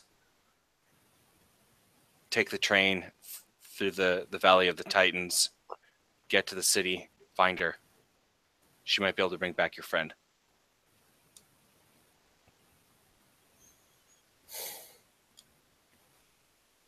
And so he then kind of walks over to Nickel. Now, is anyone actually doing Nickel any solids here? I keep bringing it up as a hope. I mean, I guess Stumble can like waddle over, check on him, Do you have heal any him healing? a bit. Yeah, I was going to say. What do you do? Well, first of all, can I see how bad he is? How wounded? He's barely breathing. Okay, well, I'm gonna cast a Cure Wounds. Okay. Let me go see how much that is.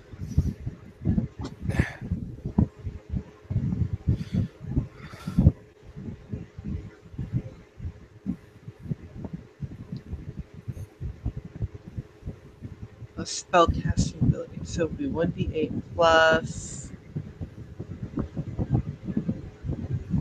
spell casting ability modifier, so 3, so 1d8 plus 3. Okay. And that is 6. Great. So he's breathing a little bit lighter. But he looks pretty fucked up. Burrell goes over and kind of offers Matthias his hand and picks him up, and they both pick up Nickel. And they kind of huddle, well, not waddle, but they kind of carefully carry him over to Lunar. He says, well, you've got a choice. Where do you want to go? Want to go with them? What? I get a choice? Well, it's Huh. either them or us. Oh. I hadn't given it any thought. Where are you guys going? We're going to go help rebuild this.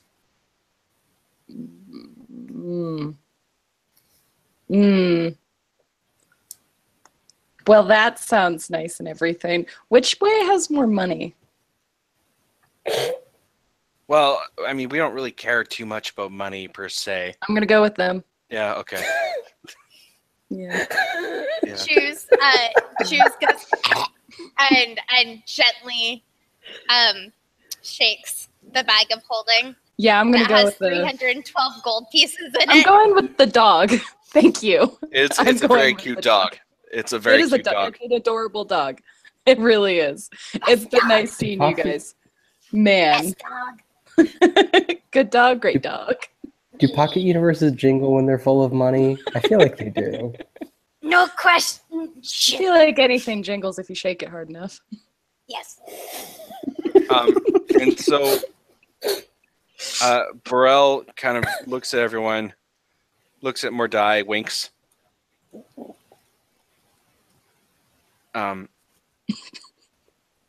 Well, And says, "We'll keep in touch." well, And he starts hobbling away with everyone. Jer is rather perplexed by the whole ordeal today. And in the sky, you notice that the clouds have dissipated, and the red fire in the sky has been put out, and all you can smell is smoke. And your eyes sting a little bit. Jer kind of says, "Well, I haven't heard reports of the matriarch being alive for a very long time, but she was pretty much one of the most powerful people we knew. If anyone can do what Burrell is saying, it's going to be her. If she somehow survived the accident and just has been biding her time, she's going to be down in Capital. We can't really get you that far down. I can probably get you to the mines, maybe. But understand, this isn't really something that people working for the Republic really do. I can offer you some supplies, but then it's kind of up to you guys to save your friend."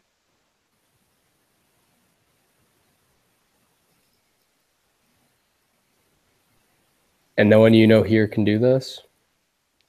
She was a different breed. Your friend Different is weight too class. far gone. Gotcha. Not quite. Your friend is really far gone. And I'm not exactly sure the technology in those gauntlets. I'd really love to take a look. But I can't guarantee that your friend is going to make it through if we do. I can't guarantee anything. Do you have an I just airship realized for I've us, been or are doing we the on wrong voice horses? the whole time. What was that? Do you have an airship for us, or are we on horses? What's a horse? I'm kidding. This is a bad time to make jokes. Humor is the best Okay. medicine. We'll get you to Darnell. We'll get you to Darnell. The people there can help you out. Let's rest for the night. We'll get you out in the morning. I need to organize some recovery efforts. Yeah, I mean, if we look around, are there any like stray fire golems still making No, a you ruckus? pretty much kind of... Matthias and Nickel really took care of a lot of that. And same with Sparp, too. You don't realize, like, Sparp got his ass kicked. But he took out most of them.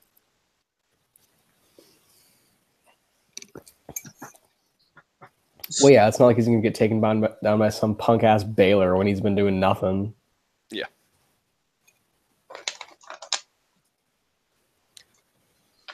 So Elaine is going to pick up the teddy bear. Okay. Just wonder what was going to happen with that. Forgot about the teddy bear. She's going to say to Jer,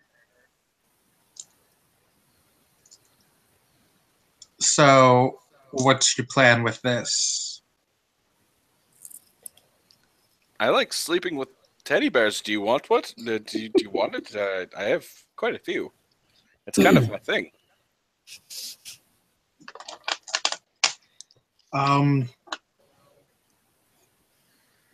Sure, I'll have a teddy bear of an unspeakable horror. That sounds good to me.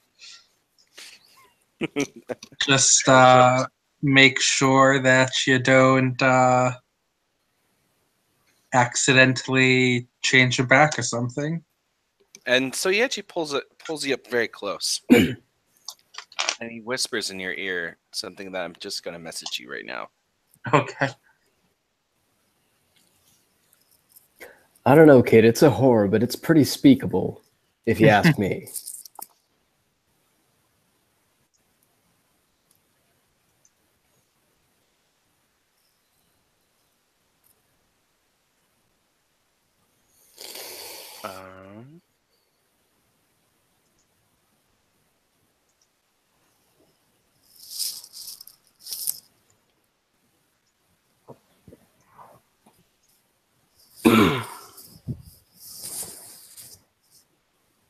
Sorry, my computer's acting really slow. Give me a moment. Okay. Yeah, Jerry actually pulls you up very close and says,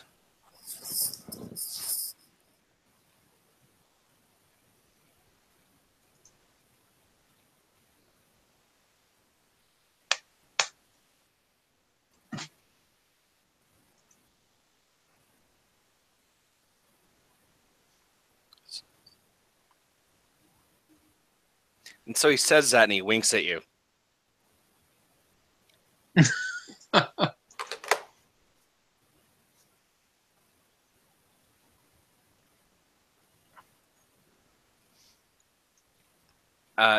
And then he insists that you all follow him back to the Senate residence.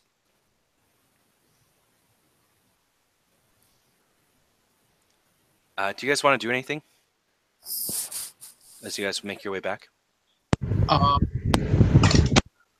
Elena's going to take an expensive bottle of wine out of her pocket that she had for a while, for a bit of time here. She's going to hand it back to oh my god. Luna? Yeah, she's going to hand it back to Lunar and say, I knew you weren't dead. Here's your wine back. And Lunar is just like, I mean, technically, I kind of was for like, it was a little touch and go. Yeah, for a but minute. I knew you were coming back. That's why I was in the raccoon's pocket for a bit, personally. Haven't we all been there? Relatable. Yeah, right. Not chunks though. Yeah, not in chunks. Yes, that was the truly different experience for me. I'm gonna hey Elaine, got any ideas about this super sick gauntlet of mine? Because I don't understand it and it made me blow up.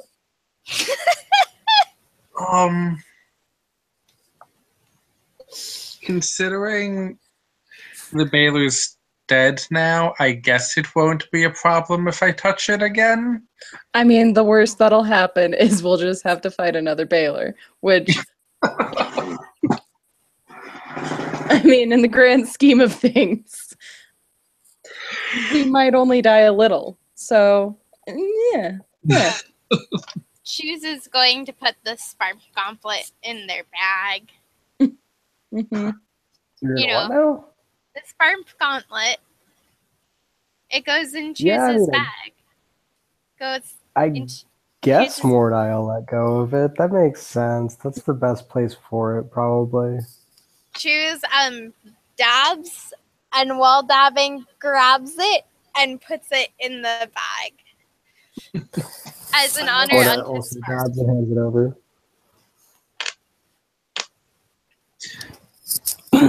So the gauntlet, it seems like you have it for real now instead of that pseudo kind of there feeling it was before. Yeah, that wasn't great. That wasn't fun for anyone involved. And I don't know if you saw that earlier. I threw like a projection, like a really cold one. I didn't know how I did that. That just kind of happened. So, I'm asking the only magic person I know. I was gonna ask Stumbleduck, but like, I'm pretty sure he's already drunk. Why don't you ask the party mage? Oh my God, I'm so sorry. I thought you were the bard. Sorry. Elaine, it's been nice talking to you. I'm gonna go talk to Mordai. He's got all the information. Mind me.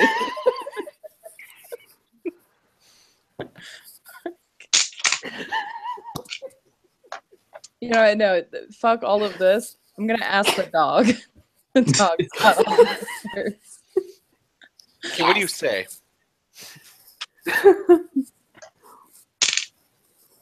I mean, I'm Hi. I did say all of that. I did say all that. And then, you know what? It's fine. I'm just going to be like, I'm kidding. I'm kidding. Elaine, no, seriously. What's happening to me? What's going on with my arm? I'm a little scared, but I'm trying to be strong, Strong scared. Okay, so at this point, do you remember anything more than what you told me the last time you didn't remember things? Honestly, I don't. Okay. I was thinking maybe dying might have brought you back some of that memory. If anything, dying has limited my memory more. And probably my actual life expectancy now. Yeah, I feel like the gauntlet in general probably does that. Like, yeah. Yeah. She's going to hold on to the gauntlet. Does anything fucking happen this time?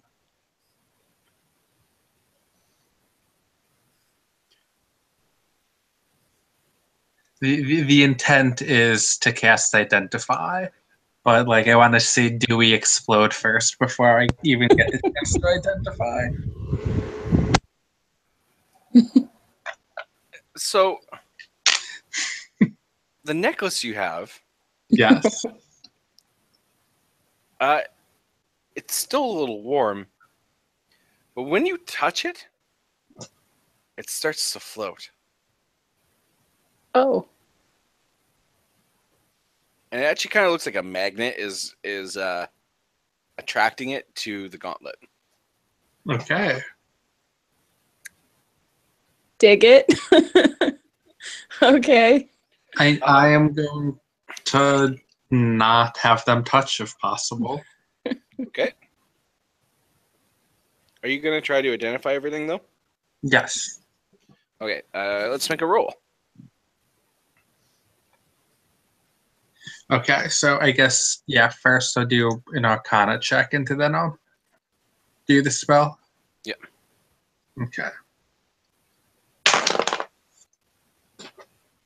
So that would be a 24. Yeah, so the gauntlet, what you've kind of gathered from all of this, essentially was a gift from, rather, it was believed that the only person that could give a gauntlet was the leader of the Cabal, the Baylor. Okay. However, at the time in which Lunar was given the gauntlet, it was given to her by Burrell, who seemingly has been able to take over as leader. And it might have been one of the reasons why the Baylor was so pissed off and was coming towards Citadel. You seem to think that it might be a lesser gauntlet than one that, say, Burrell has. You seem to think that there might be a little bit of instability to it. Not so much to the item itself, but closer to Lunar's ability to control it. Yeah.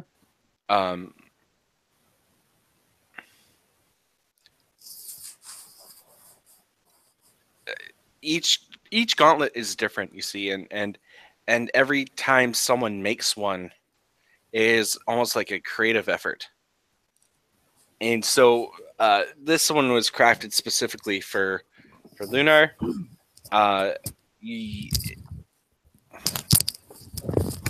Some aspects of the gauntlet have yet to be discovered, and that's not something you can discover yourself. You're able to cast those abilities that were listed off earlier. Sometimes in dire situations, creativity can really spark your gauntlet. You're able to do different things you never thought you could. But there's always a risk with every gauntlet that the power is overwhelming. Oh, good.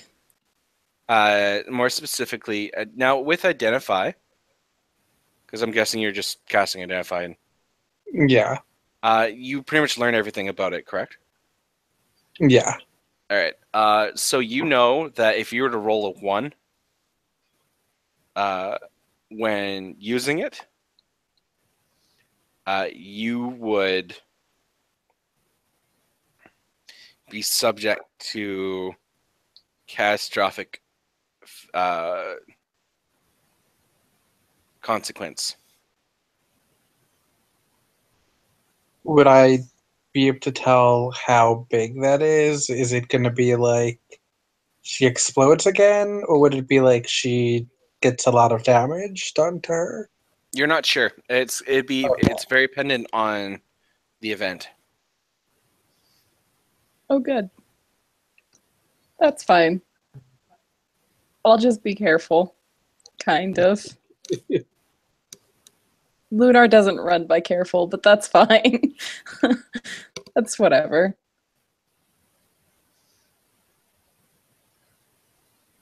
All right, well, that's all I wanted to know. That's fine. I'm gonna take the wine was it wine that you gave me? Yep. Cool. I'm gonna take the wine. Yeah, all I know is when you exploded, all of your magic items went with you, which told me that it wasn't an actual explosion, otherwise the magic items would have stayed. But the wine fell from your pocket, which told me, okay, of course her fucking wine came, because fucking that's how the world works right now. That was me from beyond the grave telling you to get drunk in my honor. That's exactly what that was. Now, as for the interaction between your necklace and the gauntlet, you're not quite sure what that is yet. You know that they are drawn to each other. And that's about it. Okay. Maybe the matriarch will know more. She seems knowledgeable and badass. I don't know. Maybe someone else will know more than us. Anyone else. Yeah. And maybe letting them touch, we would find more stuff out, but I don't think that I'm ready for trying that just yet. Yeah, let's sleep first and, recover everything. Then we can do that. All right. So I'm guessing everyone kind of goes back to the residence to get some shut eye. It's a good thought. Yeah. Yep. Cool. Does anyone do anything? Does anyone like to talk to anyone? Any sort of interactions with each other? How long has this been since? Like, would you say it's been more than an hour since we fought the Mallard? Yep.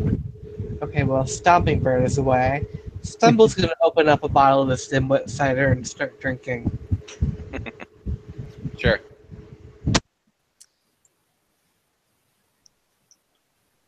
I'm not in the mood to play music, so I'm just gonna go right to bed. It's been a hard day. And the teddy bear is still a teddy bear? Yep. Okay. Spoopy. Choose. Juice is just gonna go to sleep. And Jay? Mordai? Mordai is gonna go to sleep. Yeah, Mordai's gone to sleep. By default. Okay. How are you guys feeling? I'm guessing now that Jay is asleep, we should probably call it a night. Might not be the worst idea. All right. Thank you for playing. This has been real fun. A little bit exhausting, but we're good. We have new adventures ahead of us. So how did we get anything? Like, how are we doing XP wise? Because we fucking You guys just leveled 2 levels, so okay. I figured I'd ask. So Are you saying we just leveled another 2 levels, so we're level 7 now? no. Just enjoy level 5 for a while. okay, so what he's saying is we need to fight the Ballard again, and then we can level So, all right, let's touch the gauntlet to the necklace. It'll be fine. Oh Be yeah, fine. that'll do real good. Yeah, it'll be whatever. I might explode. Elaine might explode. Shoes might explode. It's just Fucking- but it's just collateral damage. It's fine. A Balor Yeah. might just like appear and then explode. And like that'll be really weird for everyone. Very weird, uncomfortable even. Yeah. There are so many things that it could be. None of them are good. Oh. Nope. Well, this is gonna be interesting. You guys did way better than you should have. You guys just kept it down. It was just like, this thing is supposed to be like trashing you guys. And it didn't happen, nerd. Well, a little bit. I mean, you had Sprump go in there literally to die, so like Only after it reached over 300 damage. wow. Look at us go. Yep. I'm still Anyway. sad it didn't last for longer. Yeah. Yeah. That's okay, because you know who else has Tasha's hideous laughter? Yeah, I was gonna say I'm guessing the person bringing it up. Hi. It's at this point, we'd like to say goodnight to all of our viewers. That is Zero. Have a good night. Thank you. Night for night watching. zero. Bye, Zero. That just sounds like an insult. Right. Good night. Night.